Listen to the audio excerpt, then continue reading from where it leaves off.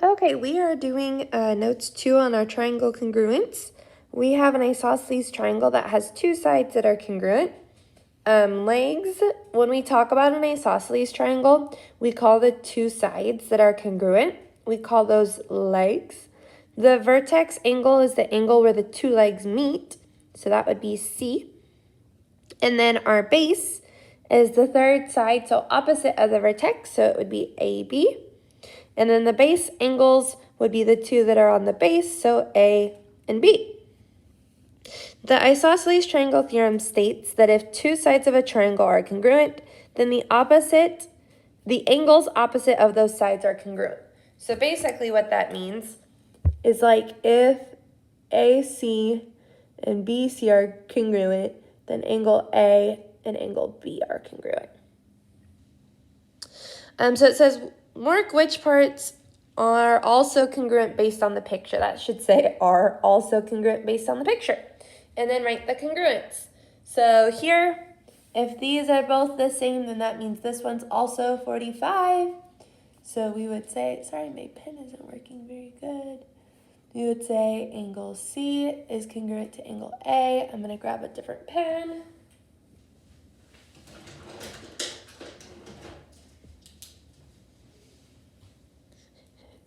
Angle C is congruent to angle A. And then on the next one, these two sides are congruent. So that means that this angle would be 57. So angle B is congruent to angle A. And then last one, these two sides are congruent, so these two angles. So 79, so angle C and angle B. That's all for that page. So we're just talking about isosceles triangles there. And then we go to our next page that says the isosceles triangle theorem converse. This is just like the opposite. So converse means like using the two angles to prove that it's an isosceles triangle. So basically if two angles of one triangle are congruent, then the opposite of those angles are congruent. Then the sides opposite. So basically this is saying that if your two angles are congruent, then AC is congruent to BC. So this one states that if your angles are congruent, then your sides are congruent. So here we would do the same thing. So we know that this would be congruent to this. So we would say AC is congruent to BC. And then here we would say AC and AB. And then we're going to keep going. It says use the diagram to fill in the blanks. Tell what theorem you used.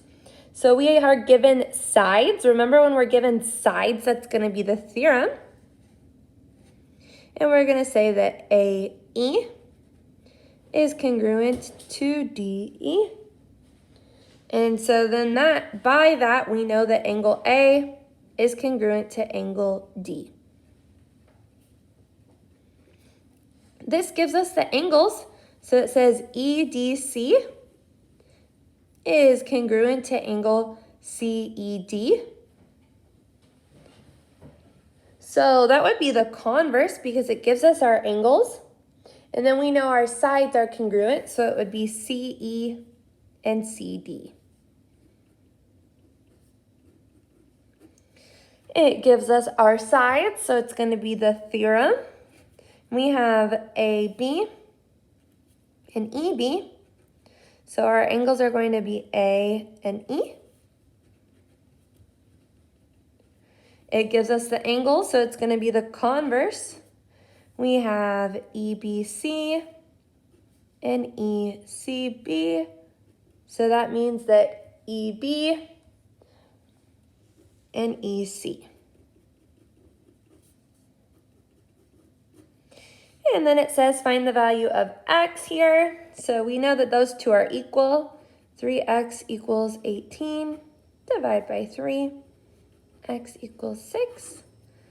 This time we know that these two sides are the same. So that means that this angle's 47, this angle's also 47.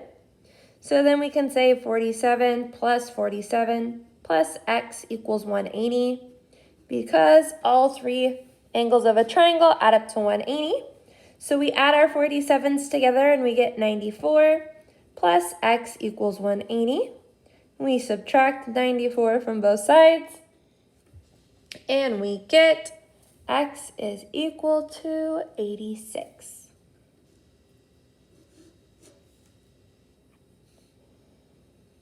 And moving on to the next page. We are still solving for x here. So we know that these two are equal to each other.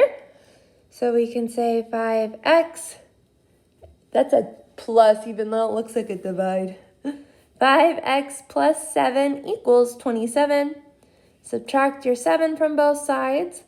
5x equals 20. Divide by 5, x equals 4. Here, I know my two sides are the same here, so this one and this one are both going to be x. So I'm going to say x plus 38 equals 180. So 2x plus 38 equals 180. Subtract 38 from both sides. 2x equals 142. Divide by 2. You guys can't see all of that. X equals 71. And then we're going to talk about an equilateral triangle. So if an equilateral triangle, if its sides are equal, then it's also angles are equal. So basically, the equilateral triangle theorem says that if the sides are all equal, then so are the angles. The converse of that would be that if the angles are congruent, then the sides are. So this one is sides, if sides, comma, then angles. And this one's if angles, then the sides are congruent. Angles of equilateral triangle. Each angle of an equilateral triangle is 60 degrees. We have talked about that before, as there are three angles and they always add up to 180. Sorry, it's like out of focus.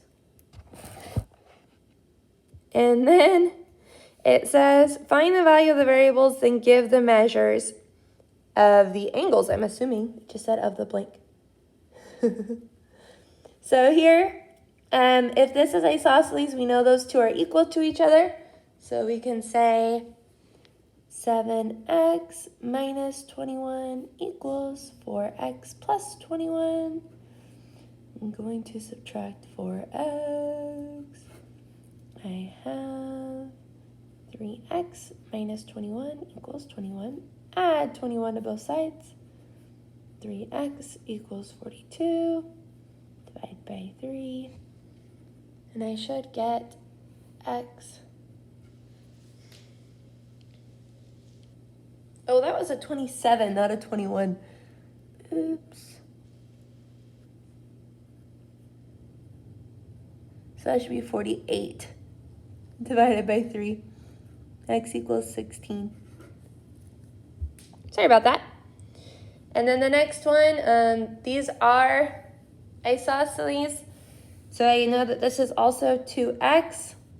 So 2x plus 92 equals 180. So 4x plus 92 equals 180. Subtract 92. 4x equals 88. Then divide by 4 on both sides. X equals 22. Next one. I know that these two angles are the same here, so this is also x. And then I know that these are the same, so this is y. So I can do this and say, okay, 2x plus 44 equals 180. Subtract 44. 2x equals 3 divided by 2.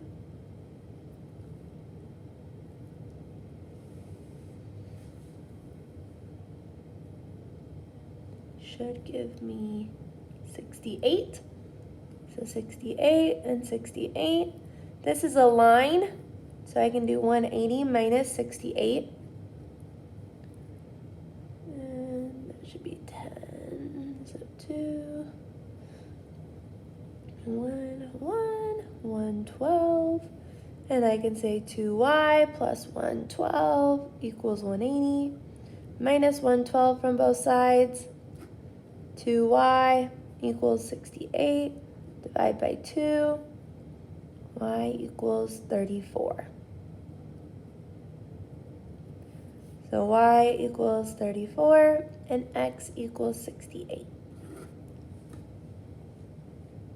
Okay, a few left. I have that this is an equilateral, so that means that this is x, and that means that x is 60. And these are a line here, so if that one's 60, that means that one is 120. And then I can do 120 plus 2y equals 180. Subtract 120 from both sides.